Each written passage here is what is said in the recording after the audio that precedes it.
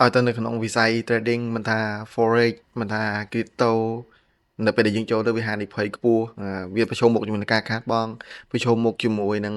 ការបាត់បង់ទៅលើសាច់ប្រាក់ខ្ពស់ភាគរយដែលខាតច្រើនជាងភាគរយដែលចំណេញបងប្អូនយើងមានមតិទៅលើអវិជ្ជមានទៅលើវិស័យនេះជាច្រើនប៉ុន្តែនៅពេលដែលខ្ញុំសួរត្រឡប់ទៅវិញថានៅពេលដែលកំឡុងគាត់ធ្វើទៅលើវិស័យទាំងអស់ហ្នឹងតែគាត់ធ្វើវាដោយរបៀបណា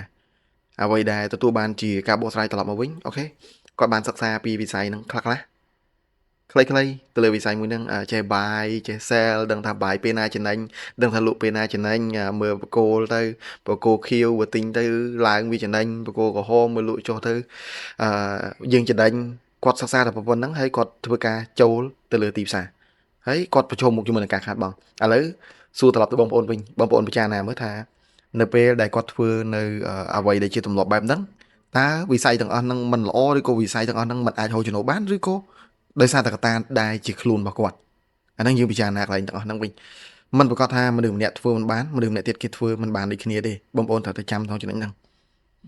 នៅពេលដែលយើងធ្វើវាអត់បាននៅពេលដែលយើងធ្វើវាអត់ល្អបងប្អូនត្រូវតែសួរខ្លួនឯងវិញថាខ្លួនឯងហ្នឹងបានធ្វើវាដោយវិធីសាស្ត្រដែលល្អត្រឹមត្រូវហើយនៅបានរៀនសិក្សារៀនសូត្រពីវាបានច្បាស់លាស់នៅ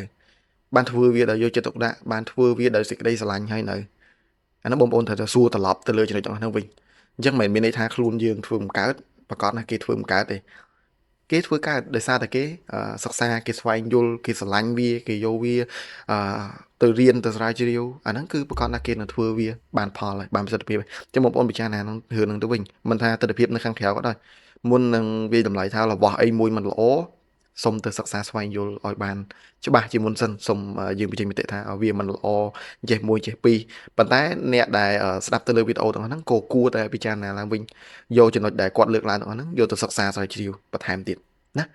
បងប្អូនកុំភ្លេច follow ក៏ដូចជា subscribe ទៅលើ Rian Trade ដើម្បីទទួលបានចំណេះដឹងនៅក្នុងការ trading Okay, let's go.